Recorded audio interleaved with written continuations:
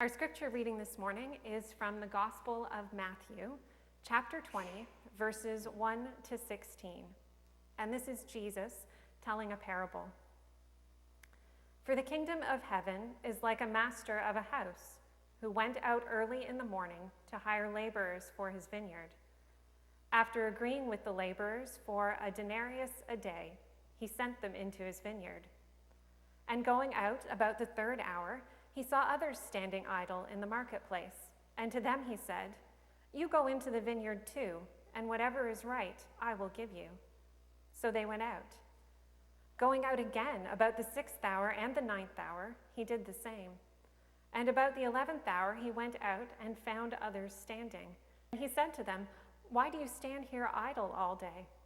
They said to him, "Because no one has hired us." He said to them, "You go into the vineyard too." And when evening came, the owner of the vineyard said to his foreman, "Call the laborers and pay them their wages, beginning with the last up to the first." And when those hired about the 11th hour came, each of them received a denarius.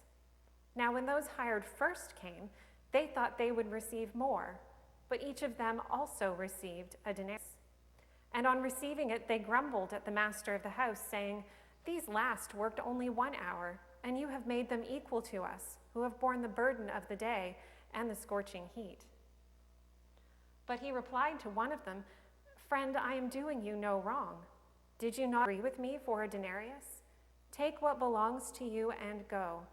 I choose to give to this last worker as I give to you. Am I not allowed to do what I choose with what belongs to me? Or do you begrudge my generosity? So the last will be first, and the first last." This is the word of the Lord.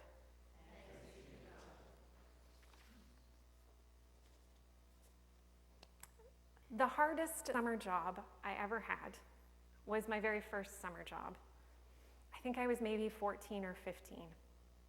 I was part of a field crew that picked strawberries.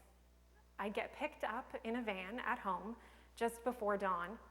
And those of you who have been to morning meetings with me know that I am not at my best first thing in the morning. Teenaged Emily, not any better. Now, some days, if there wasn't much demand, we'd be home again in a couple of hours. But some days it'd be 6 hours on our hands and knees, sun blazing down on our backs.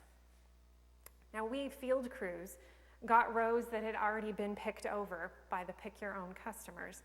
And of course, we were paid by the basket, not by the hour. $1.25 for a 4-liter basket, if memory serves.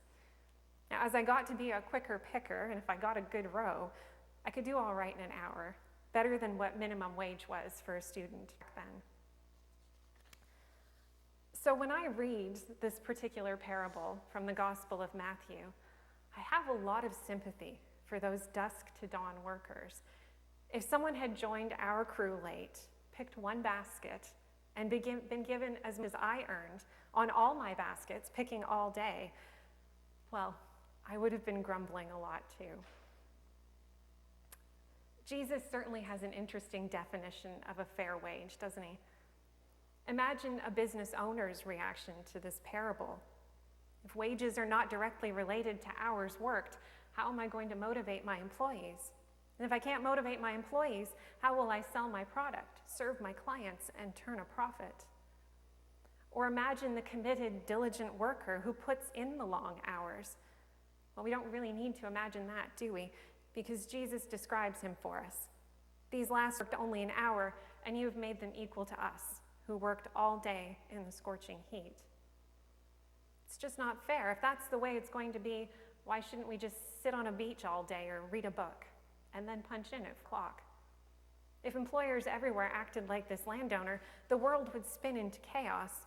With him running businesses, nothing would get done. And the poor worker who labored all day in the hot sun would feel like his boss was taking advantage of him or making a fool of him, while the ones who were hired late in the afternoon must have been feeling like they got away with something. Now, we know, of course, that this is a parable. There is no donor who did this. It's a teaching story about the kingdom of heaven. God's kingdom is so different from our world that Jesus always had to use these parables and stories to reveal bits and pieces of it to us at a time. Here, the kingdom of heaven is like a landowner, this master of the house. His vineyard seems to need a lot of work doing, since he keeps hiring more and more laborers all day long. And at the end of the day, he demonstrates a uniquely unfair generosity in paying the same wage to all his laborers, beginning with the last to start work and ending with those who worked all day long. And so the last are first, and the first last. The landowner and the master of the house is usually thought to represent God in this story, and the day laborers are just ordinary people. The denarius, the coin, the wage of the day, we could say that's salvation or a relationship with God, perhaps. Now, God does have his own ideas about generosity, mostly making sure that everyone can experience his generosity if they want to. His generosity, when it comes to saving us, to redeeming and healing us, it's a great source of hope, if not for ourselves, then for those we care about and worry over. Like the thief crucified right next to Jesus, who only had to believe right then to be in heaven after he died. For those we love and pray for who come late or uncertainly to faith in God, those of us who struggle to follow Jesus, the last shall be first and the same wage paid regardless. That's a hopeful, comforting thought. And as for the all-day, dawn to dusk field crew, well, I don't think resentment or grumbling would be our response to latecomers to the faith. We'd be happy for them regardless, and we're content ourselves, for the most part, to help God, to work for God, to receive the wages of blessing and relationship that come from that work. God is open-handed in his generosity, offering salvation to all, whether we turn up early or late. But I wonder, does this economic model of salvation really capture Jesus' meaning in this parable? The idea that we're paid in some way for the work we do for God. Well, if you've been listening closely, you will have noticed that Jesus was not asked a question like, how do I run a vineyard? Or what kind of wage should I expect for a day's work? Or even, what will I get out of it if I follow you? No questions like that at all. And perhaps then this parable and the point that Jesus is trying to make isn't about fair wages or the length of a day of labor at all. There's an interesting undercurrent to this parable that gets lost in the grumbling about generosity. Even the workers hired first thing, the ones who later complain, they all rolled out of bed that morning unemployed. But the landowner finds them and gives them work.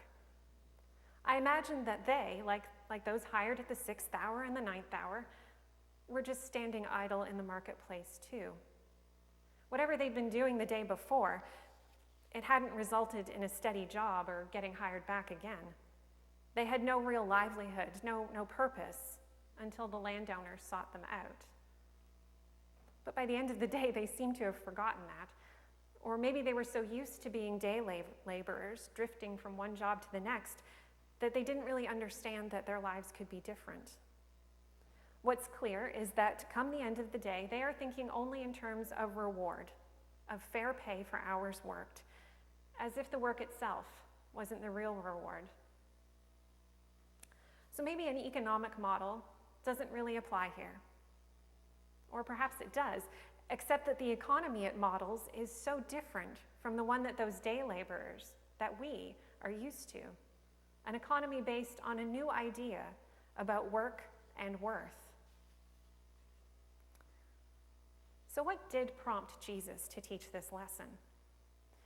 He'd been talking about protecting women from being abandoned by their husbands, about children being allowed to approach him, about the difficulty a rich young man, fond of his wealth, might have in entering the kingdom of heaven.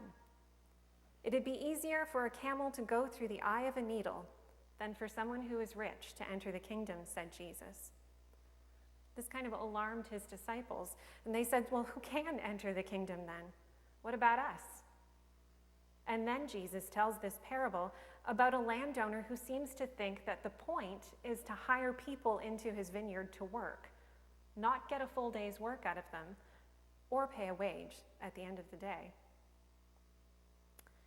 If we look at this parable as citizens of this world, then we see a classic economic exchange relationship where both parties get something out of it: work for the landowner and a wage for the laborers, whether it's fair or not.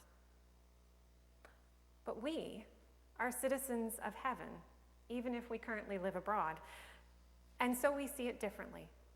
We can see with Jesus' help that the landowner is not paying the day laborers for their work. The landowner is helping the day laborers.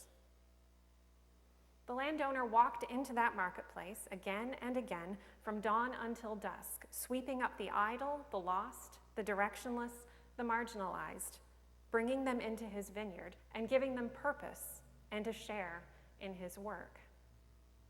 That's starting to sound more like God, isn't it? Because that is exactly what God does.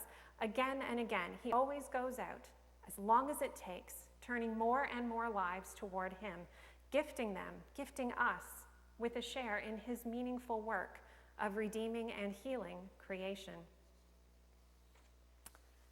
Now, the grumbling workers serve as both caution and encouragement, reminding us that it's neither the payout at the end of the day nor the hours clocked serving God that count. Neither wage nor years of service change our worth in the kingdom of heaven. The first shall be last, and the last first.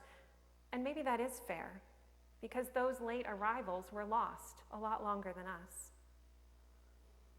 For those of us who are at work, whether it's church work or daily witness of Jesus in the world, or growing our faith through prayer and Bible study, whatever work we are doing, however long ago we were welcomed into the vineyard, it's worthwhile reflecting from time to time on how we view that work, as benefit to God or gift from God, as endurance of scorching heat and aching muscles for little profit or pay, or as abundant fulfillment of what we were made to be and do. Neither our worth nor our work is measured in hours on the clock, or baskets picked, or miles of soil tilled. God's purpose for us is to show others what abundant life looks like, what healing and redemption feel like, what it means to be swept up by God's boundless love into that new life. And that's a good day's work in the kingdom of heaven.